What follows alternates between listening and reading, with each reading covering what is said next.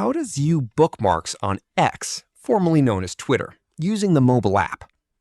In this video, I'll show you how to view your bookmarked posts on X, formerly known as Twitter, using the mobile app.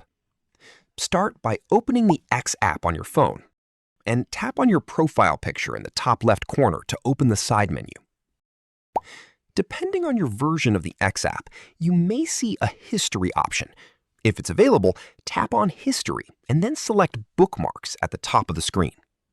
If you don't see the History option, simply tap on Bookmarks directly from the side menu.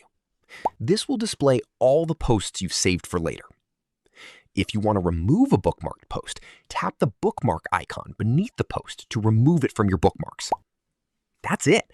You've successfully learned how to view and manage your bookmarks on X, Twitter using the mobile app.